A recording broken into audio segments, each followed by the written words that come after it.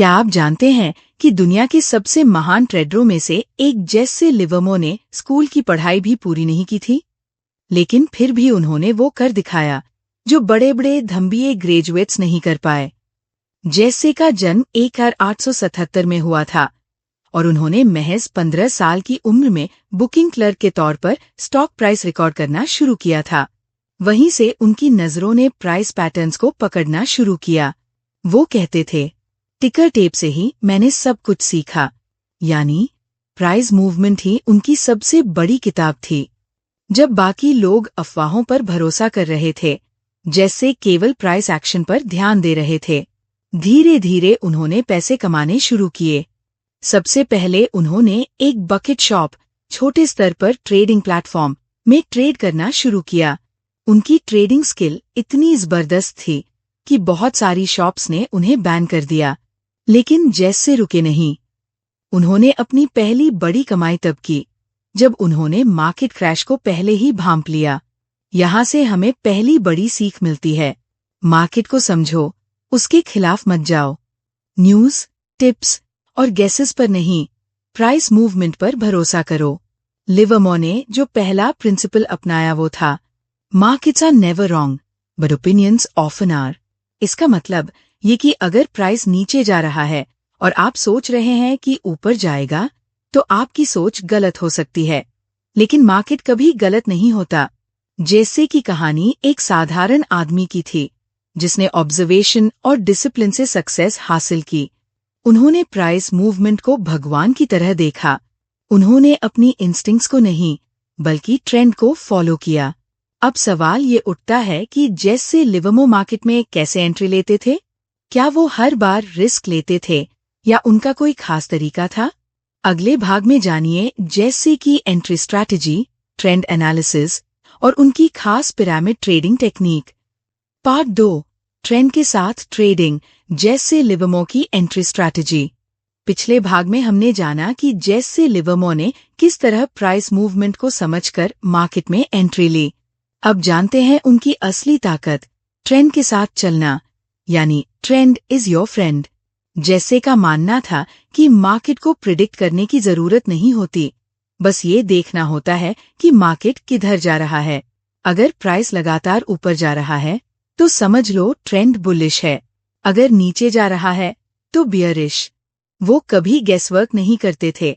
उनका एक simple rule था, don't fight the market, let the trend confirm your decision. यानी जब तक ट्रेंड खुद सिग्नल ना दे तब तक ट्रेड में मत घुसो। जेस्से लिवर्मो कभी एक साथ बड़ी मात्रा में स्टॉक नहीं खरीदते थे। वो कहते थे, पहले थोड़ा लो, फिर मार्केट को प्रूव करने दो कि तुम सही हो, तब और ज्यादा इन्वेस्ट करो। इसे ही कहते हैं पिरामिडिंग स्ट्रैटेजी। उदाहरण, पहले 100 शेयर खरीदे, अगर प्राइस ऊपर गया और 100 खरीदे, फिर और ऊपर गया तीसरी बार खरीदे। इससे होता ये है कि आप सिर्फ जीतते हुए ट्रेड में पैसा बढ़ाते हैं और हारने वाले में नहीं। जैसे कभी भी साइडवेज या अनसर्टेन मार्केट में एंट्री नहीं करते थे। उनका मानना था, wait for a clear signal, don't jump in the dark. अगर मार्केट अनक्लियर हो तो सिर्फ इंतजार करना ही सबसे अच्छा ट्रेड होता है। जेस्से ने ब्रेकआउट कॉन्सेप्ट को सबसे पहले प्रैक्टिकल तरीके से अपनाया। अगर कोई स्टॉक अपने पुराने हाई को तोड़ता है, ये सिग्नल है कि बायर्स एक्टिव हो रहे हैं। अगर प्राइस सपोर्ट को तोड़ता है, ये साइन है कि गिरावट आ सकती है। उन्होंने इन टेक्निकल लेवल्स को प्राइस के जरिए ही पहचाना, कोई इंडिकेटर्स नहीं। जेस्से बोलते थे, इम्पल्स से ट्रेड मैट करो, कंफर्मेशन के बिना एक्शन मत लो। उनका मेथड डिसिप्लिन था। वो प्राइस का कंफर्मेशन देखते थे, फिर एंट्री लेते थे। इस भाग की मुख्य सीखें। 1. ट्रेंड के साथ ट्रेड करो, उसके खिलाफ नहीं। 2.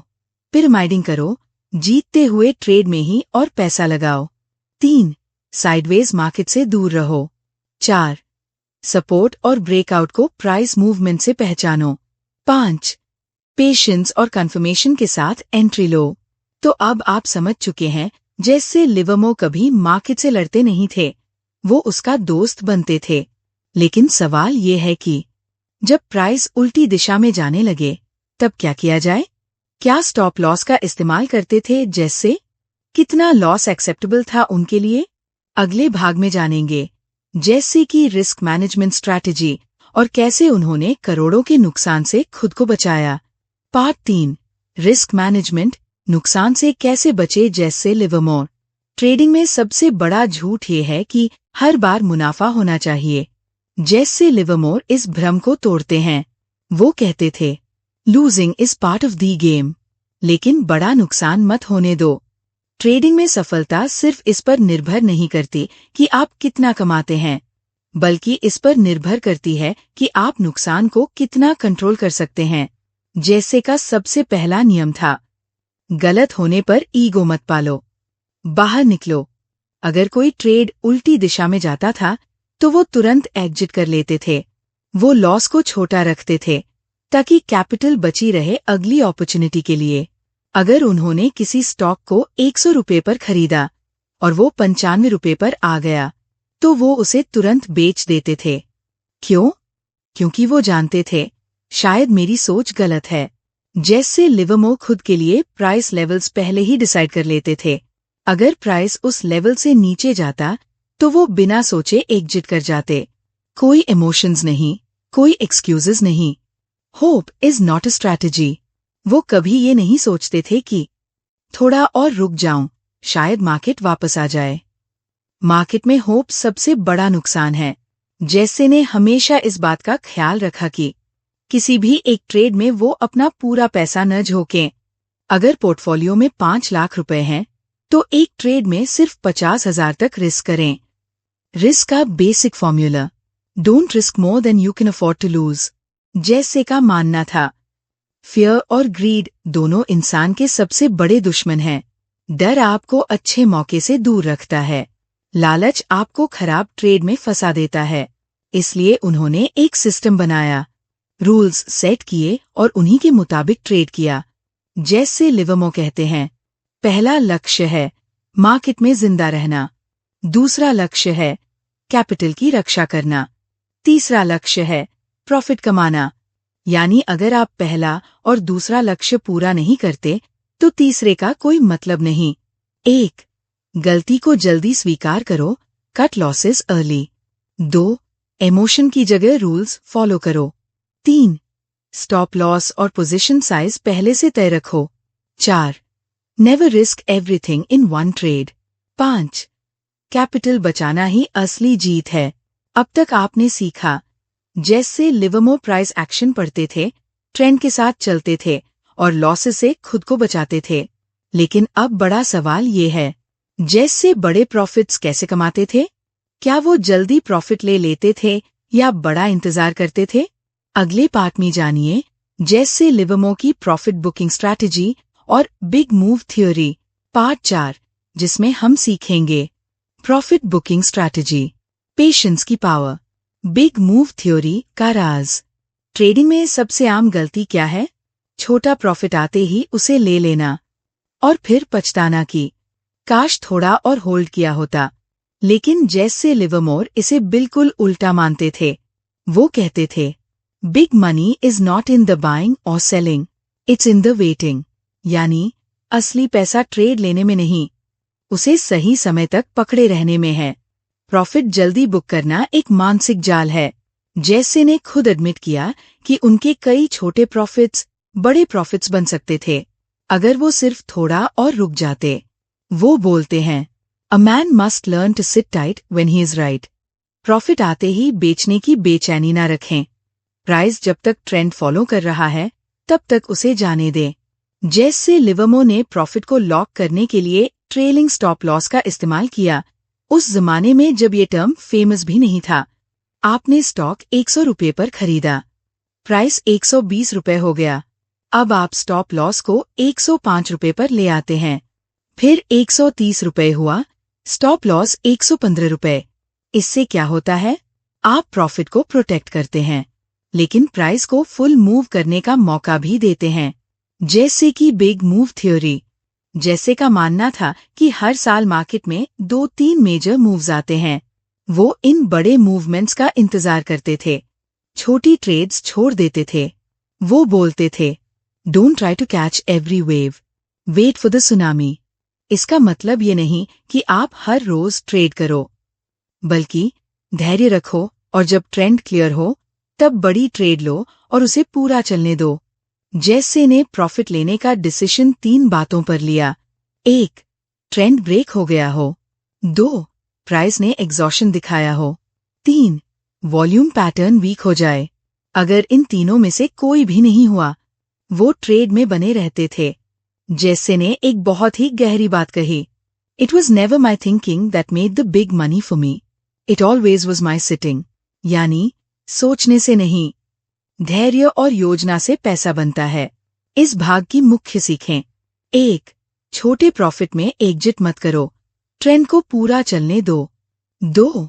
ट्रेलिंग स्टॉप लॉस से प्रॉफिट प्रोटेक्ट करो। 3. बड़े मूव का इंतजार करो, रोज ट्रेड करना जरूरी नहीं। 4. इमोशंस नहीं, स्ट्रैटेजी से प्रॉफिट लो। 5. पेशेंस ही अल्टीमेट ट्रेडिंग स्किल है। अब तक आपने सीखा कि जैसे लिवरमो एंट्री कब करते थे, लॉस को कैसे कंट्रोल करते थे और प्रॉफिट को कैसे मैक्सिमाइज करते थे। लेकिन एक सवाल बाकी है, जैसे का सबसे बड़ा डाउनफॉल कैसे हुआ? उन्होंने करोड़ों कमाने के बाद सब कुछ क्यों खो दिया? अगले पार्ट में जानिए जैसे लिवरमो के फाइनेंशियल क्रैश और उनके अनजाने साइकोलॉजिकल लेसन्स के बारे में। पार्ट 5, जैसे लिवरमो का पतन, जब जीनियस हार गया।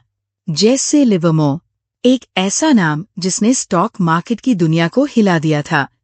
उन्होंने 2 बार मार्केट क्रैश को भांपा और 2 बार करोड़ों कमाए, लेकिन फिर भी वो अंत में हार गए।